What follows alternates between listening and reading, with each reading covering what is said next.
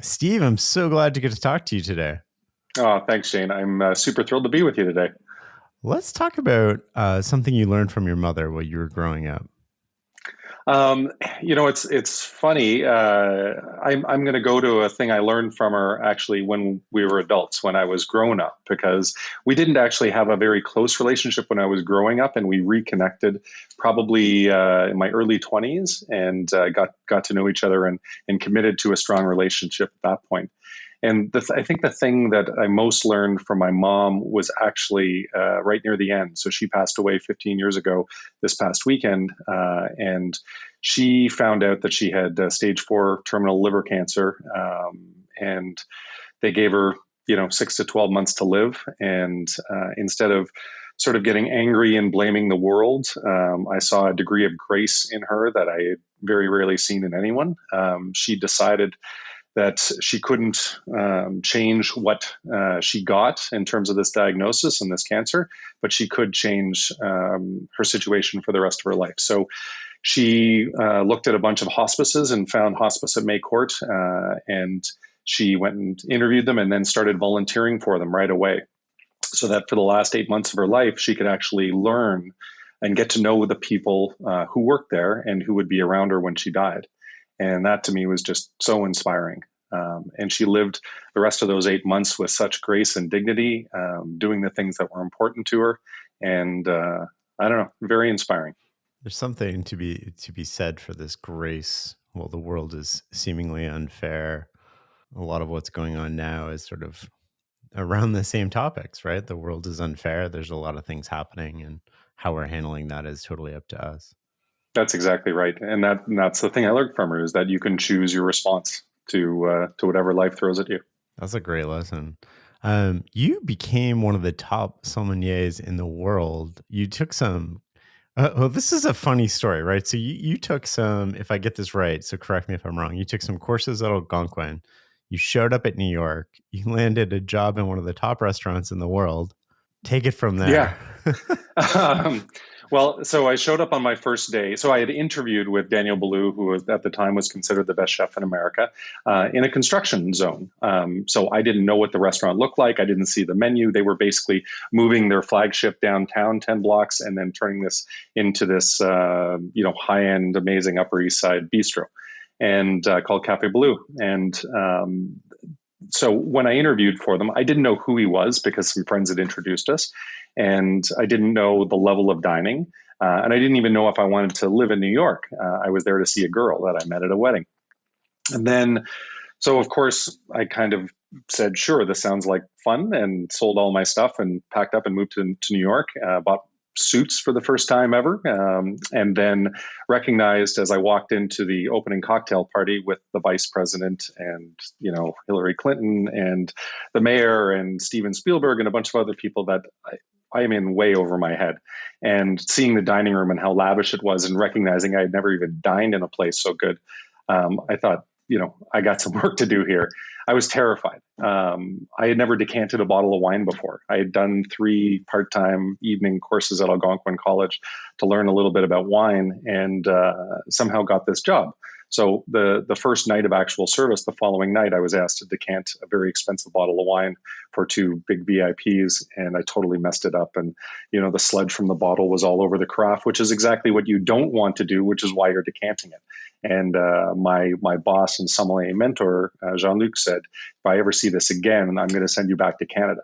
So very quickly, I had to learn how to do the job that I was hired for, that I was totally unskilled for. So every night after a 14 or 16-hour day, I would go home and study about wine so I could tell Steven Spielberg the difference between a 1990 and a 1982 Petrus and why he should spend the extra $4,000 on that one.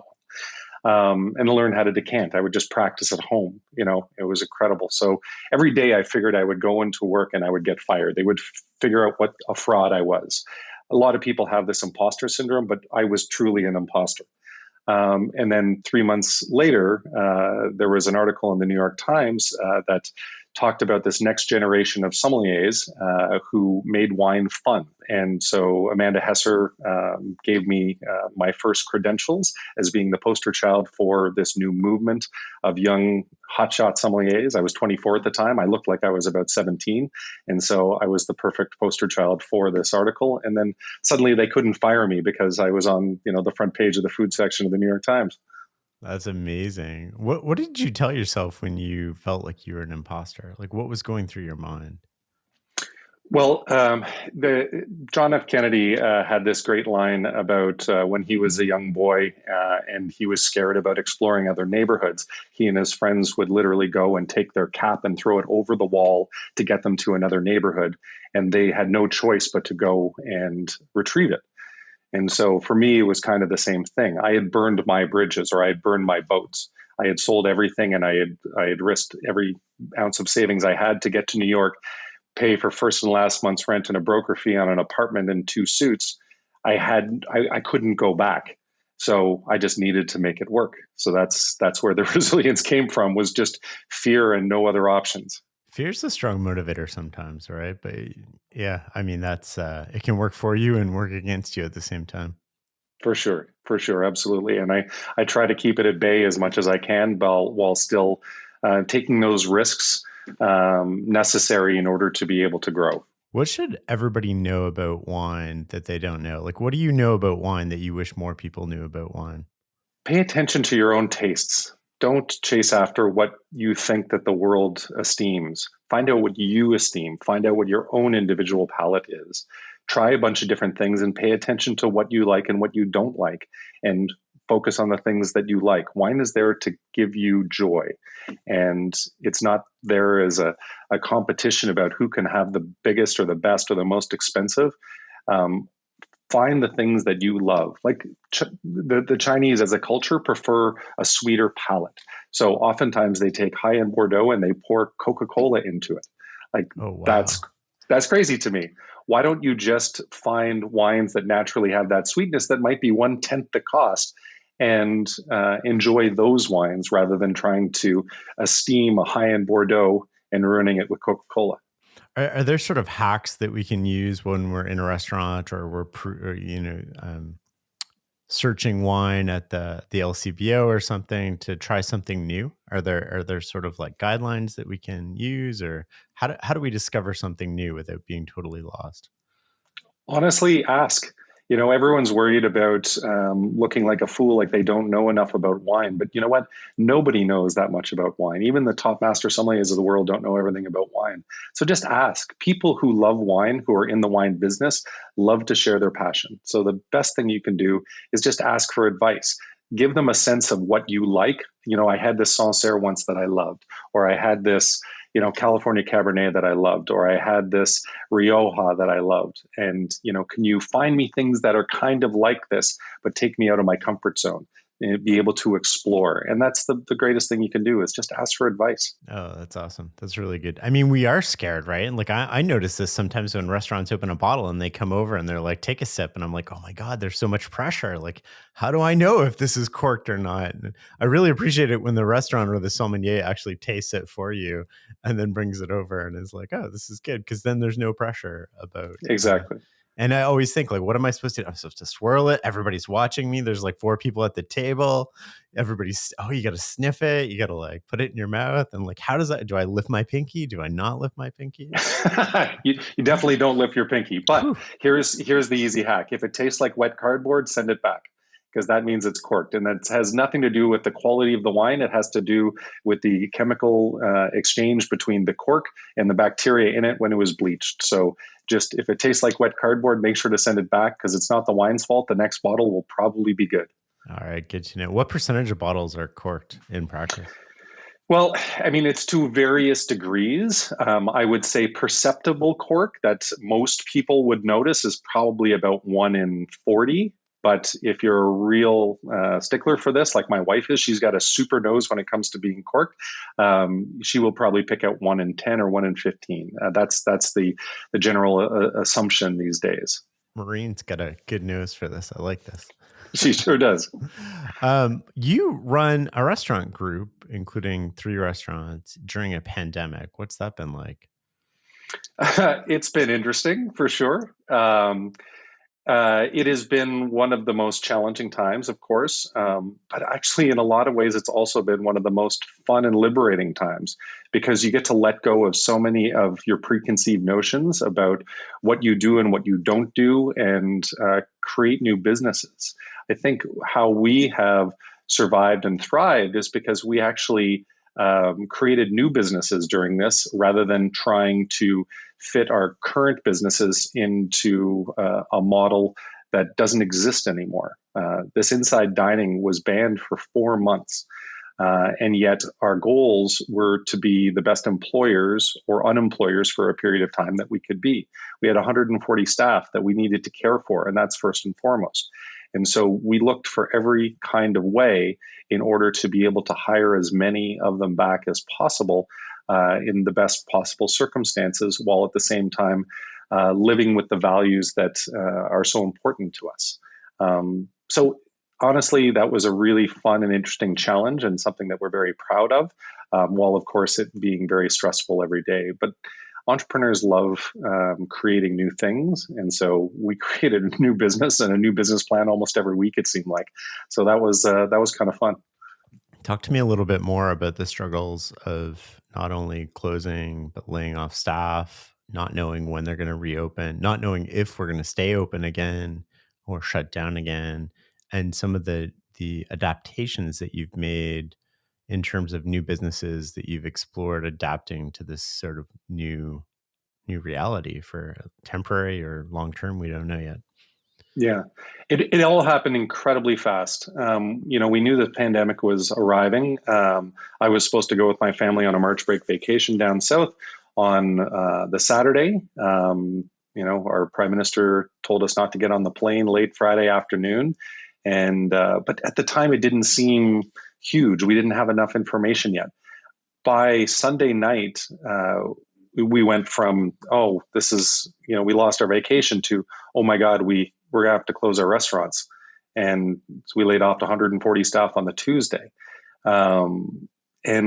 We quickly pivoted into what I mentioned earlier, which was being the best unemployers we could be.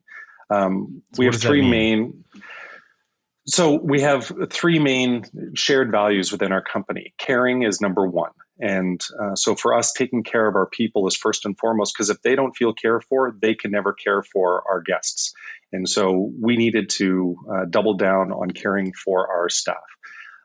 So at the time, we were told not to be around anyone other than your immediate family. So the idea of trying to set up takeout or delivery or whatnot in a kitchen that you couldn't socially distance, you couldn't be apart from people, just made no sense. So caring for them first and foremost meant caring for them while they're at home where they could not come back in. So it was just my partner Clay and I, and we started doing deliveries to our staff of baskets of things. First of all, we cleaned out all of our fridges, all of our fresh food, and we delivered it to staff, but also the Boys and Girls Club, who serve so many at-risk people in our community and their families.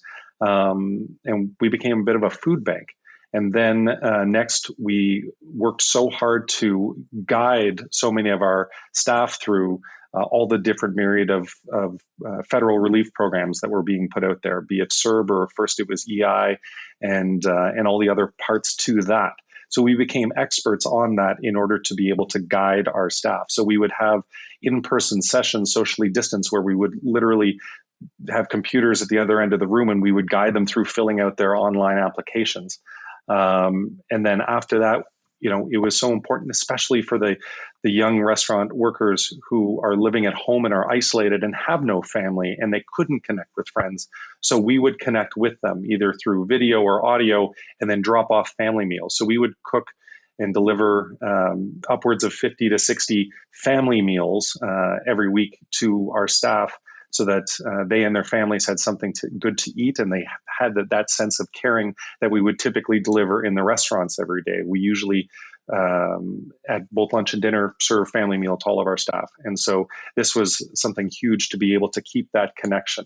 And I think it engendered an incredible amount of loyalty. So we kept hiring our staff back to actually be drivers in this case. So our top talented chefs, they became drivers because we wanted to employ them, even though we weren't cooking. And so next up, we said, okay, how do we create new businesses under these circumstances that keep our staff safe, but still can make sure that our staff and our businesses survive at the end of this? So we knew that we had a great degree of trust from the guests that we had served in the past. We recognized that nobody was having special experiences at home. Nobody could travel. Nobody could experience things out there. So we wanted to create special experiences for people at home. Now, a lot of people were just doing delivery of the products that they had already in their restaurants, but that wasn't what we wanted to do. We've never done takeout ever because fine dining food really doesn't travel well. So we said, hey, listen, we've got 3 amazing wine cellars, and we love to connect to people through wine. So the provincial government said that restaurants could serve alcohol takeout for the first time ever in order to help them survive. So instead of doing food with a little bit of wine, we decided to do wine with a little bit of food. So we did these custom curated wine boxes for people with a little bit of cheese or charcuterie so that we could fit within the provincial regulations. And we part of our brand is this high touch hospitality. So communication and interaction is so important. So we would basically interview people first through email and then sometimes over the phone about their favorite wine styles and the things that they love the most. And then we created custom cases around these desires and delivered it to their homes. And with it, they would have descriptions of all the different wines, the backstories, the history of the vineyards, the winemakers, what food it paired well with. And that was a big success. And people seemed to really get down with that. And then we were able to hire more and more of our people as this expanded. And instead of using Uber Eats or something like that, we just got to keep hiring more of our staff back to be drivers. But then we said, okay, how do we scale this even more? How do we create amazing experiences in people's home through food as well? And there was really some bad meal kits out there that you subscribe to and comes to your home, and they're looking for the lowest common denominator, keeping the price inexpensive so they can sell the most. And we said, we can do this better. We can have fine dining quality meals finished in your home. You can't do it through takeout because the sauces get mixed up and the food gets cold and the reheating is horrible and things get stale. So instead, we created these 3-course fine dining meals at about half the price you would pay in the restaurant. And it takes you about 15 minutes to finish them at home. So we have, of course, detailed instructions, but then pictures of my finished dishes.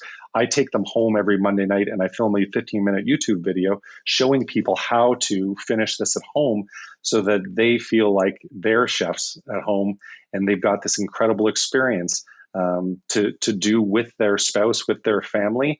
And we pair wines with it as well. So the dinner for 2 package is our most popular item.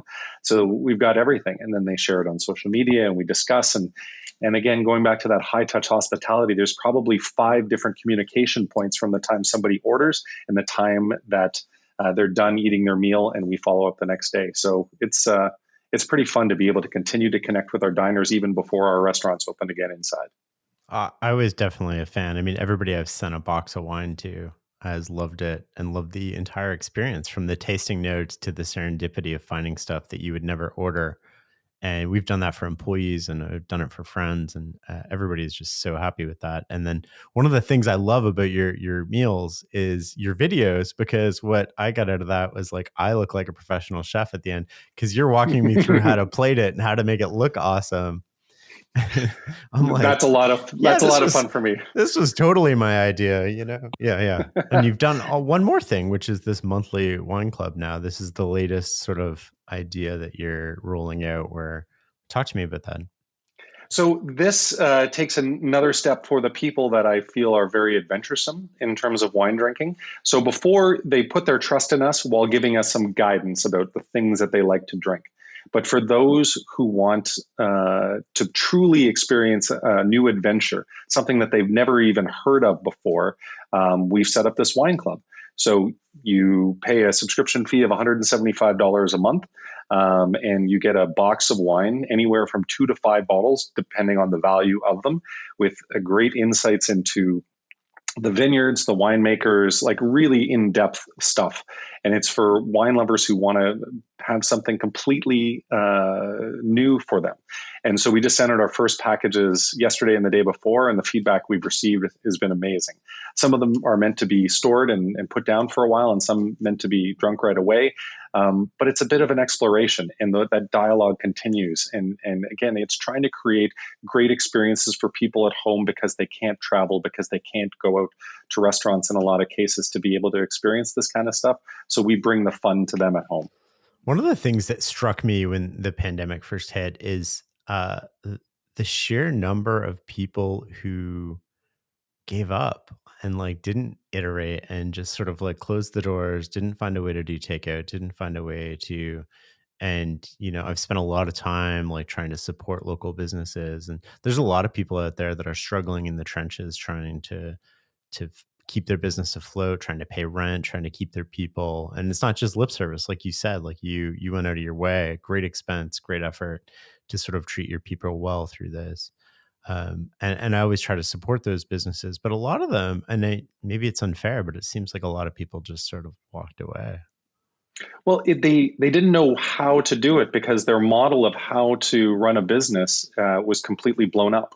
And it was difficult. You gave us some one of the greatest gifts during the early part of Curated by Beckta is that you complained actually on your podcast without Uh, mentioning our name, which we were very grateful for, about how challenging it was to actually order wine. When we first started up, we had like a Google form that people would get emailed and they would put in their preferences.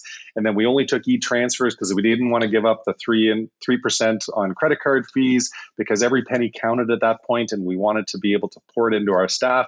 And but there was too many barriers to entry. And so your great gift of feedback of how difficult this was to actually do something nice for people and also support local business helped us be able to get to that new point where we doubled down on our Shopify site and we had to become experts in online selling where we've never done any online selling in the past.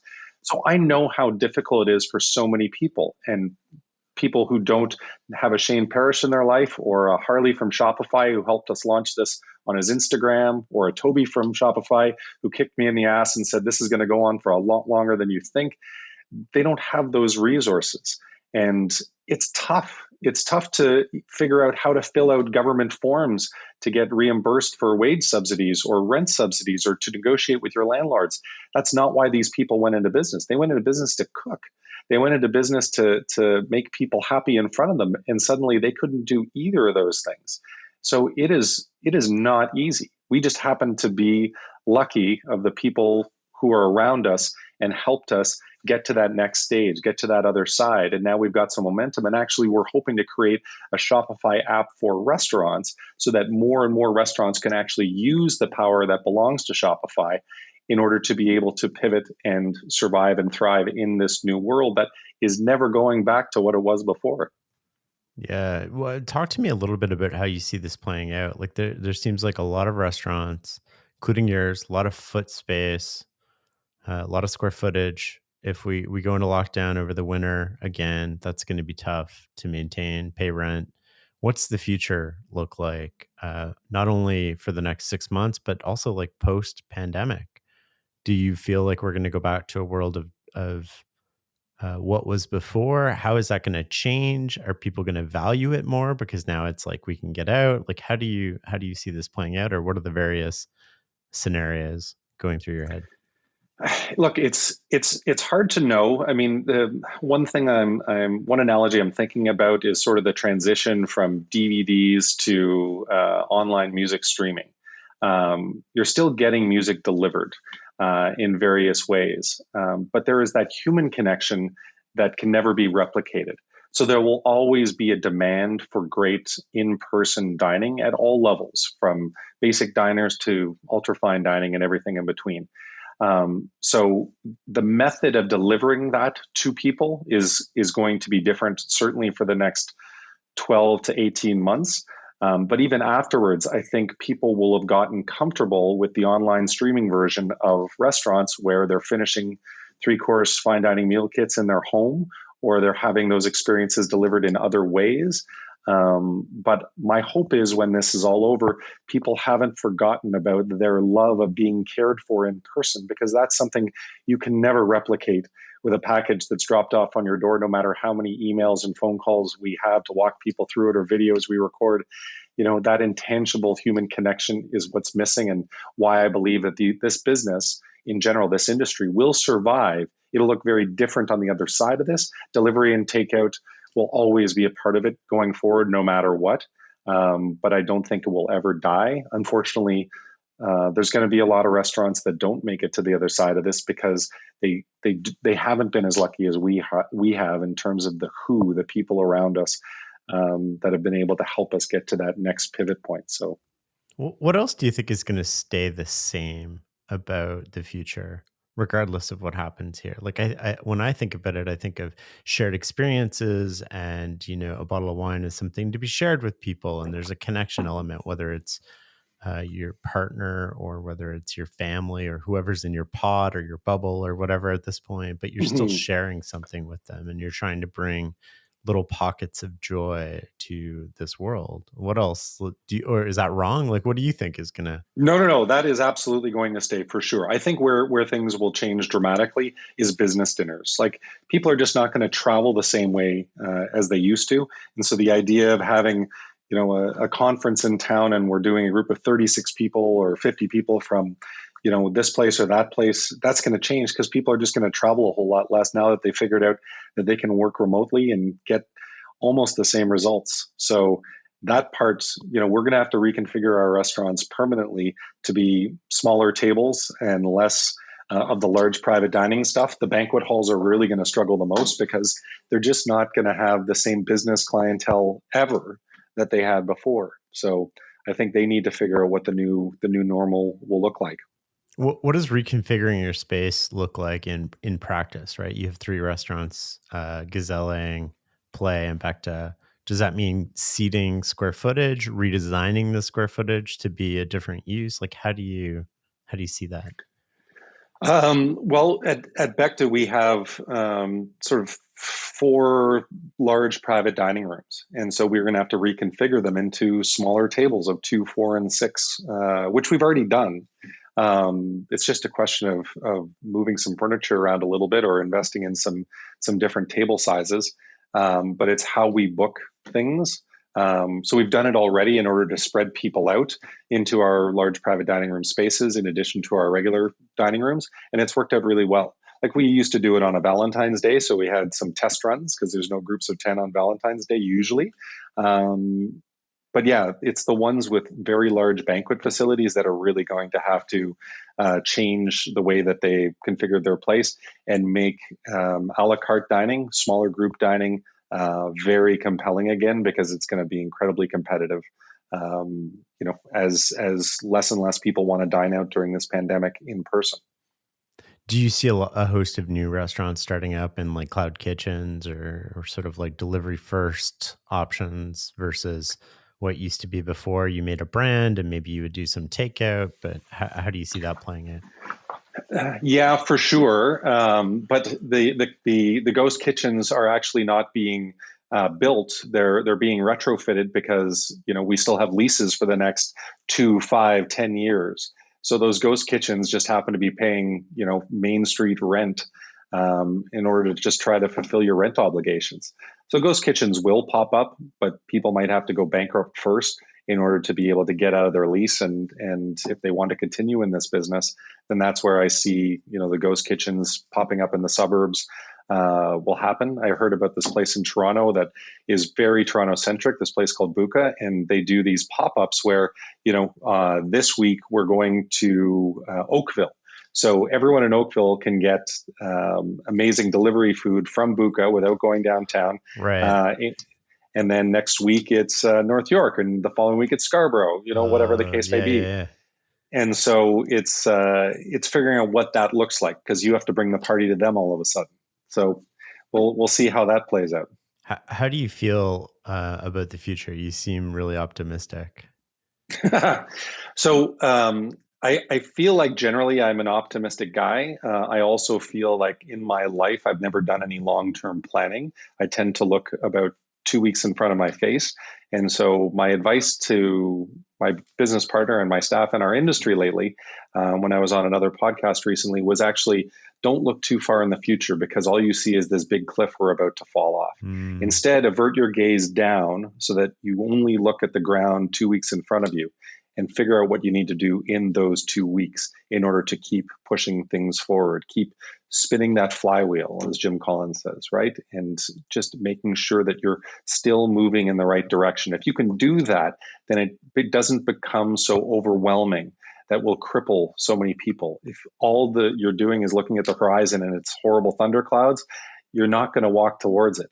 But you have to walk. You have to keep moving forward in some respect because that's the only way that you stay happy today is living in the present, and not getting overwhelmed by fear or remorse or anger or frustration, is just keep moving forward and enjoy this 2 week period that's in front of your face. How accommodating have your suppliers been? And suppliers in this case, not only the people that supply you food, but sort of like your landlords and people that hold leases and all of your partners that make a restaurant work. Like a restaurant is way more than just walking in the doors. It's, landlords are involved. There's food suppliers. There's chefs. There's the whole staff and industry. There's wine suppliers. There's So all of our partners have been extraordinary. So all three of our landlords took us up or took the federal government up on the rent subsidy program, and that we are so lucky because only about a quarter of landlords that are eligible for it actually did it.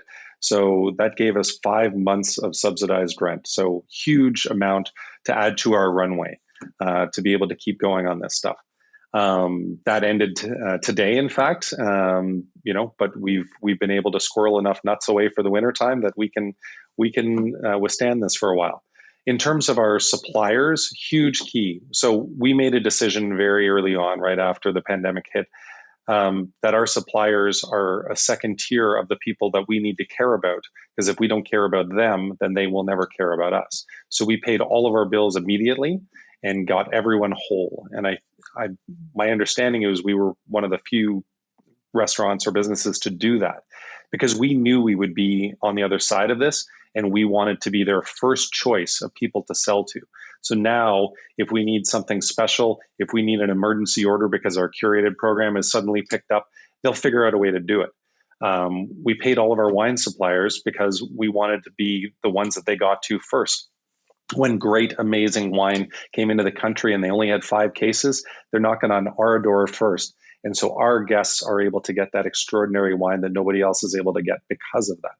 And then they even cut us discounts. They said, you pay immediately, and you've decided. We chose to have at first 3 main wine suppliers, wine agencies that we partnered with, and said, we want to put all of our chips on you because of the relationship that we have. And so for the next 2 months, we're only going to restock our cellars from you. We had enough breadth to be able to keep rocking and giving great products, a great selection of products from a lot of different things in our cellar. But in terms of the reordering, we put all of our chips down on 3 suppliers. And because of that, they've come back in spades, giving us discounts. When we started doing the family meal deliveries for our staff, they actually sponsored them with wine. So we got to send bottles of wine to our staff who are at home, not making any money. We even got like Stoli vodka as part of it. So we had like cocktail kits that would go to our staff while they're unemployed. And that was very fulfilling to be able to do. What I love about this is things that are the themes that are coming through are sort of abundance and win-win relationships. And it's sort of the opposite of how people naturally respond in adversity, which is lockdown, scarcity, hoard what you can, don't share, make sure. And I love the idea of like, no, our partners are going to be partners on the other side of this. And we have to treat them the way that we would want to be treated, which means maybe we'll pay even before the 30 days and we'll just pay right now because we know that they're struggling and we want to treat them the way that we would want other people to treat us. And I think that that creates a win-win relationship. And those win-win relationships get remembered long after, not only this time, but they sustain themselves, they compound. And It's so the true. yeah, going forward, I mean, you seem like the preferred partner. In 10 years from now, those people are still going to remember that what happened. I have another friend who did this during the downturn in 2008, um, Peter Kaufman, and he went out to his suppliers and he ordered a whole bunch of new equipment. And people thought he was crazy. And he's like, well, we need to upgrade equipment eventually, and I want them to sort of survive, and I want to be a good partner for them. And we're all part of this ecosystem, and we think that our part is the only part that matters, but it's the entire system that matters, and we have to do our part within that system to keep the entire system functioning. It's so true. And it's what you said earlier, operating out of abundance is so key here. We all get to choose how we respond to the world, as my mom offered. She operated out of a sense of abundance, even though she got the worst diagnosis that you can get. And so that taught me a lot. But also, I feel like, I mean, I grew up with very little. We were very poor, and I'm a high school dropout, and had to basically work for my own clothes from the time I was 10 years old. And so for me, I knew what nothing felt like, and it doesn't scare me to go back to nothing, because um, it's not that bad. You always have the opportunity to pull yourself out of that. So it was easy to work with abundance, because I actually have an enormous amount of abundance compared to where I came from. And my business partner Clay, also similar situations, and so we had a lot compared to our staff that just lost everything. They lost their jobs. The least we could do is feed them and bring them some wine and make sure that they can, apply for EI or CERB benefits, or our suppliers could have one or two people who are paying them so that they could continue. So finding ways to find abundance, even in those challenging situations, sets you up for making the right decisions rather than ones out of scarcity, because they're always the wrong decisions. I think a lot of people talk about that. One of the things I love about you is that you live it. I try. I mean, we all struggle. There were days that I spent walking around trying to unplug another appliance to save 50 cents on electricity per month. It's hard to get up and be motivated every day when there is no end in sight of reopening your restaurants inside, or getting back to normal. But you just have to let it go and get on with it. Where can people find you online, and how can they support you, Steve? Right now, they can find me everywhere online, because my social media feeds are like infomercials. So at Steve Beckta for Twitter and Instagram, curated by Beckta.com is our online ordering platform. But our three restaurants are amazing. Right now we're developing really amazing hot takeout food at all three restaurants. We're taking the same approach that we did through curated, and saying, how can we do hot delivery or takeout really, really well? And last night I had a takeout meal from Gezellig, and it was the best takeout food I've ever had. And just little things like putting sauces on the side with a tiny instruction about how to finish it on a good plate, so that takeout can be almost as good as it was in the restaurant, minus the caring staff. So yeah, if you go to Beckta.com, you can click through to find any of the three restaurants, and within the next week we'll have online ordering at all three places, so that you can order for pickup, and hopefully we'll be able to get more of our staff to do deliveries as well. Especially if we go back into stage 2 and we can't serve in our dining rooms, we want to be able to deliver this stuff to you without having to go through Uber Eats or Skip the Dishes, because they don't represent our sense of hospitality. We want to do that and have as much control over it as possible ourselves. So, hopefully the same people who cared for you in the dining room can drop off your package for you at night. That's amazing. The kids and I are rooting for you, Steve. Oh, thank you. I really appreciate that, Shane. You've been an incredible source of support, but also learning, not only in kicking my ass when the online ordering process was bad, but especially through Farnam Street and the Knowledge Project. I do a lot of walking around at night and in the morning trying to digest this new world, and the knowledge that I've taken from you and your podcast has been an enormous help during this period. Oh, thank you so much. Appreciate that. Thanks for your time, Steve. Thanks for having me on, Shane.